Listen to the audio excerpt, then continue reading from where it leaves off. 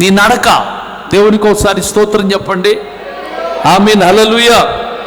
ఏమండి, మీలో కొందరు ప్రభువుతో నడుస్తున్నట్టున్నారు, కానీ ఎలా నడుస్తున్నారు అంటే దూరముగా నడుస్తున్నారు. చెప్పండి, ఎలా నడుస్తున్నారు? ఎట్లా నడుస్తున్నారు?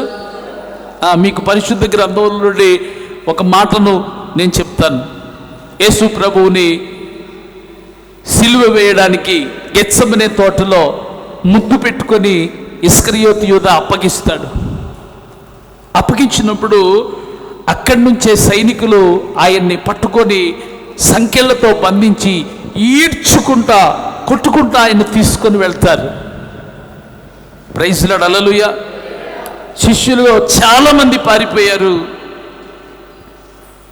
ఓ ఇద్దరు శిష్యులు యేసు ప్రభుని ఎక్కడికి తీసుకెళ్తున్నారో కనిపెట్టడానికి వెంబడిస్తున్నారు. వారిలో పేతురుని గురించి రాయబడిన మాట ఏం తెలుసా? పేతురు ప్రభువుని వెంబడిస్తున్నాడు, కానీ దూరముగా నుండి వెంబడిస్తున్నాడట. దేవునికి ఒకసారి స్తోత్రం చెప్పండి. హల్లెలూయా, హల్లెలూయా. దూరముగా ఉండి వెంబడిస్తున్నాడంట, దగ్గరగా వెంబడించడంలా. మీలో చాలామంది ఆత్మీయ జీవితంలో ప్రభువుకు దూరముగా ఉన్నారు, దూరముగా వెంబడిస్తున్నారు. సమీపస్తులుగా ఉండడం లేదు. దేవునికి ఒకసారి స్తోత్రం చెప్పండి. ఆమేన్, హల్లెలూయా. దేవుడు మనల్ని సమీపస్తులుగా ఉండటానికి రక్షణ ఇచ్చాడు. ఆమేన్, హల్లెలూయా. ఆయనకు అందుబాటులో ఉండడానికి రక్షణ ఇచ్చాడు. ఆయన కన్నుల ఎదుట మనం నిలుపుకోవాలని మనకు రక్షణ ఇచ్చాడు. అయితే చాలా విషయాల్లో ప్రభువుని వెంబడిస్తున్నట్టున్నాం, కానీ మన నడకలో మనము చాలా దూరముగా ఆయన్ని వెంబడిస్తున్నాం. ఏ విషయాల్లో దేవునికి దూరం అయిపోయావో? ప్రైజ్ లార్డ్, హల్లెలూయా, హల్లెలూయా. ఒకసారి ఆలోచించుకో. నీకు బహుదూరమైన నన్ను చేరదీసిన నా తండ్రివి, నిత్య సుఖ శాంతియే నాకు నీదు కౌగిలిలో, నిత్య సుఖ శాంతియే నాకు నీదు కౌగిలిలో, శాశ్వతమైనది నీవు నాయడ చూపిన కృపా, అనుక్షణం నన్ను కను పాపవలే, అనుక్షణం నన్ను కను పాపవలే కాచిన కృపా, శాశ్వతమైనది నీవు నాయడ చూపిన కృపా. ఆమేన్, హల్లెలూయా, హల్లెలూయా, హల్లెలూయా. ఆనాడు పేతురు దూరముగా ఎందుకు వెంబడించాడో తెలుసా? ఒకవేళ దగ్గరగా నేను వెళితే నన్ను కూడా పట్టుకొని సిలువ వేస్తారేమో, నన్ను కూడా పట్టుకొని శిక్షిస్తారేమో. ప్రైజ్ లార్డ్, హల్లెలూయా, హల్లెలూయా. ఏదో భయం చేత అతడు ఆవరించబడి ప్రభువుని దూరముగా వెంబడించడం ప్రారంభించాడు. చాలా విషయాల్లో మనం కూడా దేవుని ఆజ్ఞలను పాటించే విషయంలో దేవునికి ఒకసారి స్తోత్రం చెప్పండి. ఆమేన్, హల్లెలూయా. కొన్నిటికి బహు సమీపముగా నడుచుకున్నాము, కొన్ని ఆజ్ఞలకు మనం ఎక్కడ ఉన్నామంటే కనపడనంత దూరంలో నడుస్తున్నాం. దేవునికి ఒకసారి స్తోత్రం చెప్పండి. కొన్ని వాక్యాలేమో మనం హృదయంలో హత్తుకొని నడిచాము, కొన్ని వాక్యాలకు మనము చాలా దూరముగా ఉన్నాము. వాటిని మనము దూరముగా ఎందుకున్నామంటే ప్రైజ్ లార్డ్, హల్లెలూయా, ఏదో భయం. దేవునికి స్తోత్రం కలుగును గాక. ఆమేన్, హల్లెలూయా. నేను చెప్తున్నాను, ఓ తల్లి నాతోటి మాట అంది. నాతోటి, నాకు యోబు గ్రంథం చదవాలంటే భయం బ్రదరు, ఎందుకంటే ఆయన చాలా శ్రమలు పడ్డాడు, యోబు గ్రంథం చదివితే శ్రమలు వస్తాయి, అందుకే నేను యోబు గ్రంథం చదవలేను ఇంతవరకు అంది. యోబు గ్రంథానికి ఆవిడ ఎందుకు దూరం అయిపోయింది? ప్రైజ్ లార్డ్, హల్లెలూయా, హల్లెలూయా. యోబు గ్రంథమే చదవడం మానేసింది ఆవిడ. ప్రకటన గ్రంథం అంటే నాకు చాలా భయం బ్రదరు, ఆ గ్రంథం చదవాలంటే నేను చదవలేదు అని చెప్పిన వాళ్ళు చాలా మంది ఉన్నారు. అనవసరమైన భయాలు. దేవుని వాక్యాన్ని నెరవేర్చటం వలన ఆమేన్, హల్లెలూయా, నీకు దీవెన కలుగుతుంది. దేవుని వాక్యాన్ని హత్తుకొని నడవటం వలన నీవు దేవుని మార్గంలో వెళుతున్నావని అర్థం. అది ప్రైజ్ లార్డ్, హల్లెలూయా. దేవుని స్వరూపాన్ని ధరించుకుంటున్నావని అర్థం.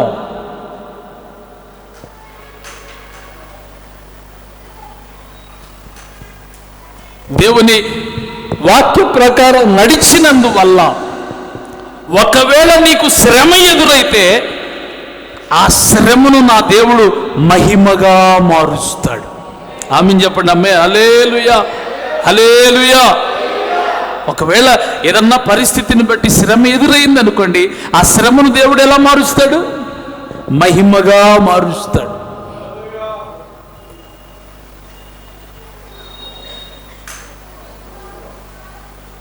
నా నిమిత్తం జనులు మిమ్మను నిందించినా, హింసించినా, అబద్ధముగా చెడ్డ మాటలెల్లా మాట్లాడిన హింసల గురించి మీ ఫలం ఏమైందన్నాడు దేవుడు?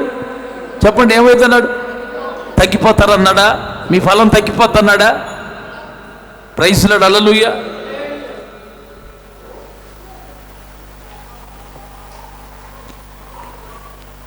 ఎందుకో తెలియదు, కొన్ని వాక్యాలను మనం దూరం పెట్టేశాం.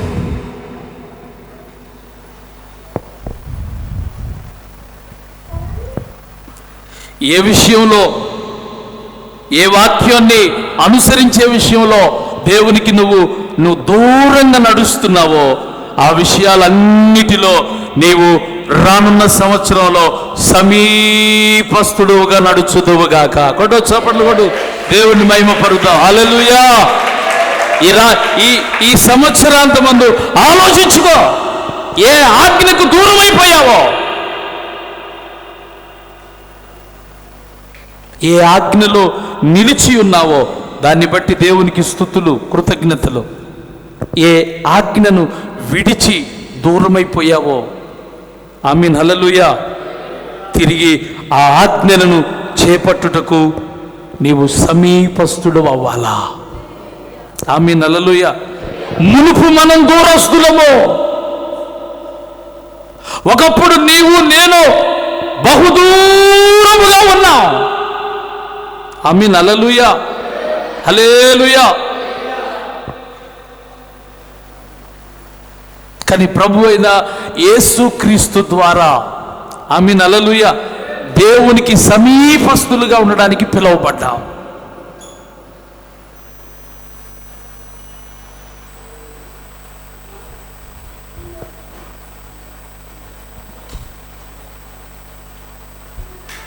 ఆమేన్, హల్లెలూయా. మనము దేవుని వాక్యములో ఎలా నడుస్తున్నాము?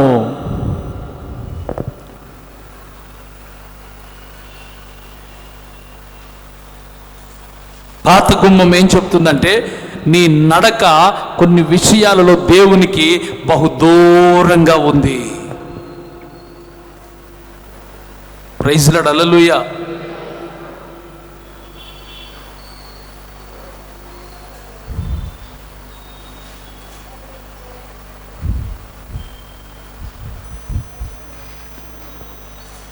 ఈ నడక, గుమ్మమును నడకతో మనం పోల్చినప్పుడు పాత గుమ్మం అంటే పాత నడక.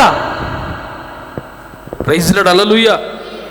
అంటే ప్రభు దగ్గరికి రాకముందు నువ్వు నడిచిన విధానం వేరు కదా.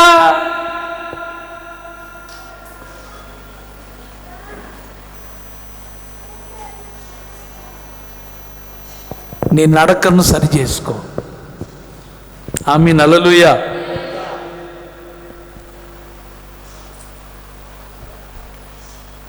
మూడో విషయాన్ని చెప్తాను. యోబు గ్రంథం 14వ అధ్యాయం 7 నుండి 9 వచనాలు కానీ మీరు చదివితే అక్కడ పాత వేరును గురించి చెప్పబడి ఉంది.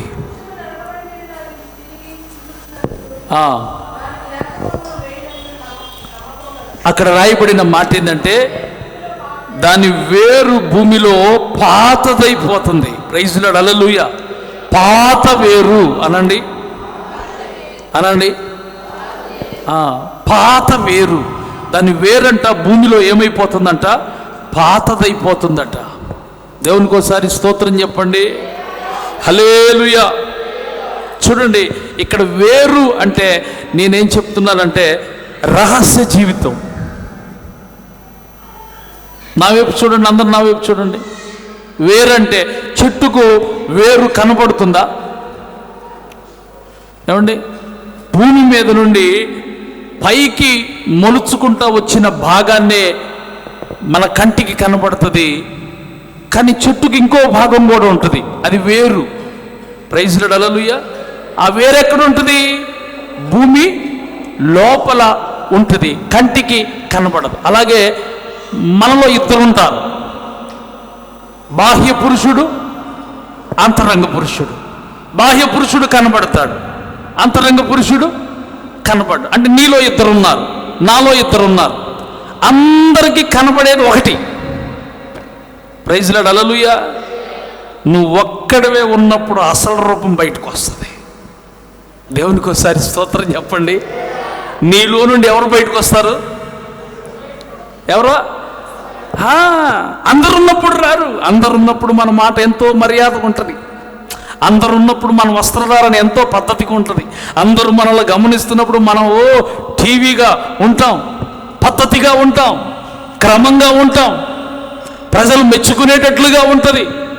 మన భక్తి కానీ మన ప్రవర్తన కానీ ఎట్లా ఉంటుందంటే అట్లా ఉంటుంది. ఆమేన్, హల్లెలూయా. కానీ ఎవరూ లేనప్పుడు, అందరూ ఉన్నప్పుడు మన మాటలు ఒక రకంగా ఉంటాయి. ప్రైజ్ లార్డ్, హల్లెలూయా, హల్లెలూయా. ఆ సంభాషణ అయిపోయిన తర్వాత, పక్కకెళ్ళిన తర్వాత మన ఆలోచన చూడాలి, మన అంతరంగం చూడాలి.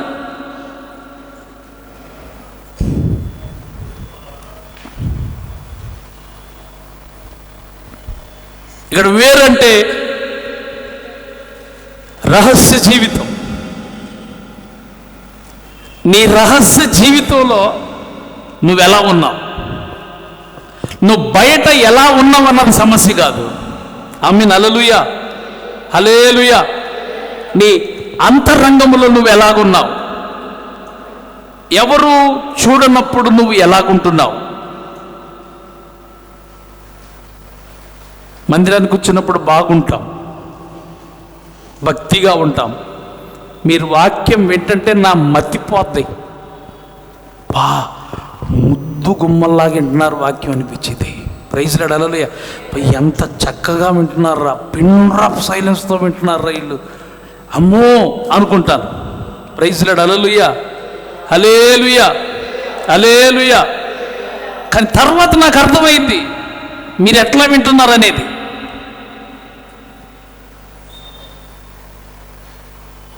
నేను ఒకరోజు దేవుని వాక్యం చెప్పాను, యేసు రక్తములో తన బట్టలు ఉతుకుకొనివాడు ధన్యుడు అని.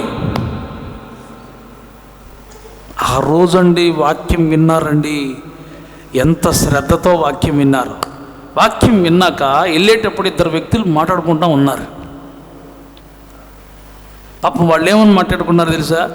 అక్క, మనం మంచి బట్టలు కట్టుకొని రావట్లేదు కదా, అందుకే అన్న బట్టలు ఉతుక్కోమని చెప్తున్నాడు. వాళ్ళకట్ట అర్థమైంది. దేవునికి ఒకసారి స్తోత్రం చెప్పండి, హల్లెలూయా, హల్లెలూయా.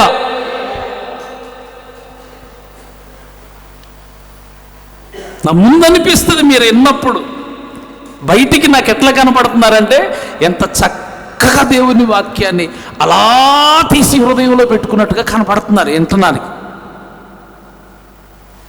దాని లోపలికి ఎలా తీసుకుంటున్నారన్న నాకేం తెలుసు. ప్రైజ్ లార్డ్, హల్లెలూయా, హల్లెలూయా. బయటికి బాగానే ఉన్నావు, అంతరంగంలో ఎలా ఉన్నావు?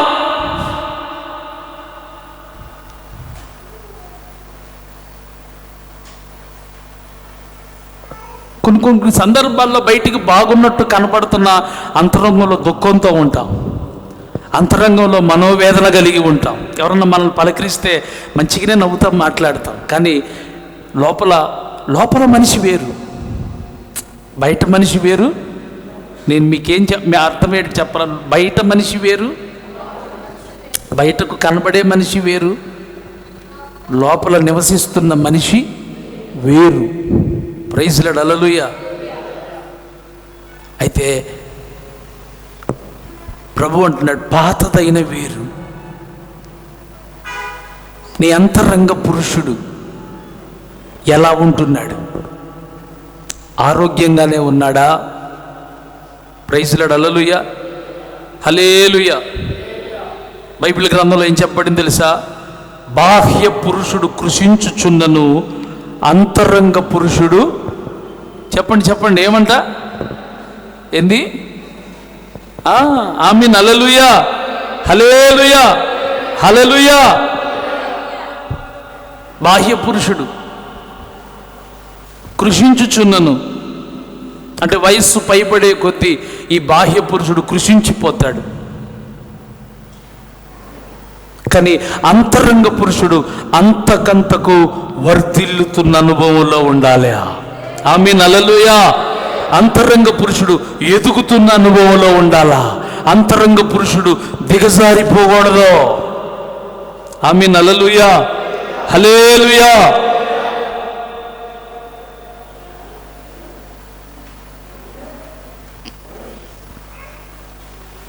పాత వేరు దేన్ని సూచిస్తుందంటే రహస్యమైన జీవితాన్ని సూచిస్తుంది.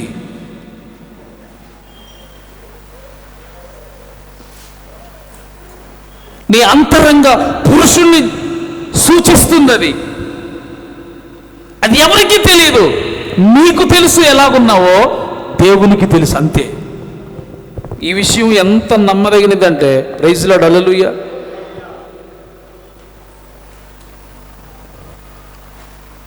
భర్తకు కూడా తెలియదు, భార్యకు కూడా తెలియదు కొన్ని విషయాలు. దేవునికి ఒకసారి స్తోత్రం చెప్పండి. కొన్ని రహస్యాలు ఉంటాయి అంతరంగంలో. చెప్పండి ఏముంటాయి? చెప్పండి ఏముంటాయి? ఏముండవా?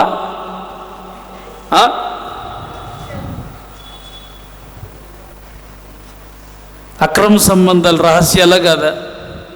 చెప్పండి, నేను చెప్తున్నాను.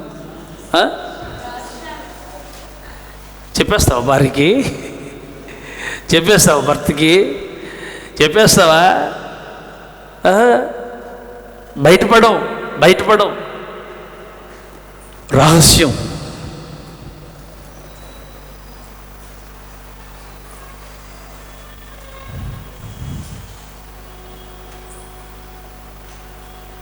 అసలు రహస్యం అంటేనే బయటికి చెప్పేది కాదు.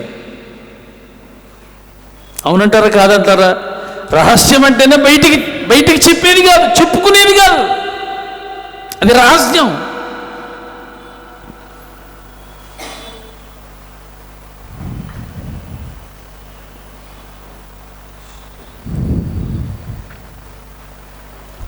కొన్ని రహస్యాలు ఉంటాయి. సంబంధాలకు వెళ్తున్నారు, అబ్బాయి తాగుతాడని తెలుసు, అబ్బాయి తిరుగుతాడని తెలుసు. దేవునికి ఒకసారి స్తోత్రం చెప్పండి. సరిగా బాధ్యత లేనివాడని తెలుసు, కానీ బయటికి ఎలా చెప్తాం? చాలా మంచోడండి, అబ్బా, ప్రైజ్ లార్డ్, హల్లెలూయా, చాలా మంచోడండి, చాలా మంచిదండి. అసలు ఇల్లు చదువు తప్ప ఇంకేమీ తెలియదండి, ఉట్టిదే. అవి రెండు తప్ప లోకమంతా తెలిసి వీళ్ళకి. దేవునికి ఒకసారి స్తోత్రం చెప్పండి. ఏం చెప్తాము? నీ రహస్యాలు, నా రహస్యాలు నువ్వు ఎవరికి చెప్పకపోయినా రహస్యాలు చూచే దేవుడు ఒకడున్నాడు. చప్పట్లు కొట్టు దేవుని మహిమపరుద్దాం. ఆయన చూస్తున్నాడు, ఈ రాత్రి నీ రహస్యాన్ని చూస్తున్నాడు కనుకనే ఆ రహస్య జీవితాన్ని వదిలిపెట్టమని చెప్తున్నాడు. దేవునికి ఒకసారి స్తోత్రం చెప్పండి. ఆమేన్. హల్లెలూయా, హల్లెలూయా.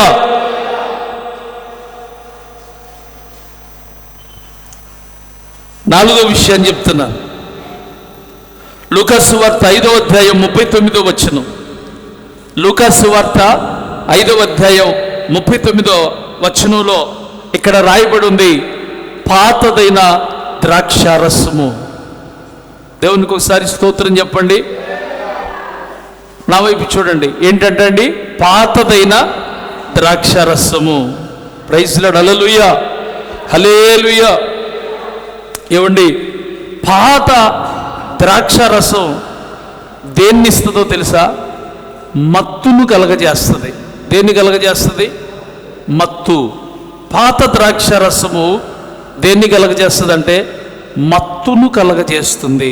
పాత ద్రాక్షారసం దేనికి సూచన అంటే మత్తుకు సూచన. యేసు ప్రభు వారు నీటిని ద్రాక్షారసంగా మార్చినప్పుడు అప్పటికే పాత ద్రాక్షారసం పోయబడింది. అది తాగిన వాళ్ళందరూ ఎక్కడున్నారట? మత్తులో ఉన్నారట. కానీ యేసు ప్రభు వారు పాత ద్రాక్షారసం పోయిలా, ఆయన క్రొత్త ద్రాక్షారసాన్ని ఇచ్చాడు. ఆమేన్. హల్లెలూయా, హల్లెలూయా. అక్కడ రాయబడిన మాట ఏంటంటే, ఆ రుచి చూసినటువంటి వాళ్ళందరూ ఇలా అంటం ప్రారంభించారంట. ఆ విందు ప్రధాని దగ్గరికి వెళ్ళి, ఏమయ్యా, ఎక్కడి నుంచి తెచ్చావు ఈ ద్రాక్షారసాన్ని? ఇంత అద్భుతంగా ఉన్న ద్రాక్షారసాన్ని మేము ఎక్కడ రుచి చూడలేదు, విచిత్రంగా ఉందే. సహజంగా జనాలందరూ మొదట మంచి ద్రాక్షారసాన్ని పోస్తారు, తర్వాత నెమ్మదిగా ఆ ద్రాక్షారసంలో ఉన్న మత్తు వాళ్ళకి ఎక్కిన తర్వాత అప్పుడేం చేస్తారు? చెడ్డ ద్రాక్షారసాన్ని పోస్తారు. కానీ నువ్వు అట్లా కాదే, ఇది వరకు నీవు మంచి ద్రాక్షారసమును ఉంచుకుని ఉన్నావే. దేవునికి ఒకసారి స్తోత్రం చేయండి. హల్లెలూయా. ఇక్కడ ద్రాక్షారసం ఎక్కువగా తాగితే అది మత్తును కలగజేస్తుందన్న విషయాన్ని మనం గమనించాలా. Praise lord. హల్లెలూయా. మోతాదుకు మించిన ద్రాక్షారసం మత్తును కలగజేసింది. నోవహు జలప్రలయం తర్వాత భూమి మీద మొట్టమొదటిగా ఏం తోట వేశాడో తెలుసా? వ్యవసాయం చేయని ఆరంభించి అతను ఒక ద్రాక్ష తోట వేశాడట.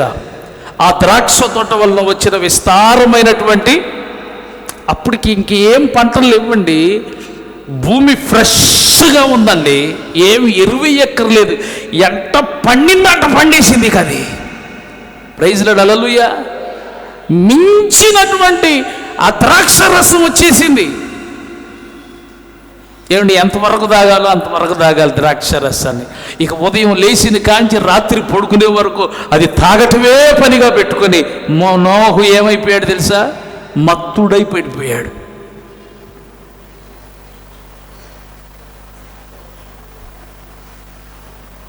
పాతదైన ద్రాక్షారసం.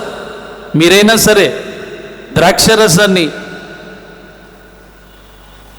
మీరు బయట మందుబాబులను అడిగితే చెప్తారు వాళ్ళ చరిత్ర అంతా కూడా.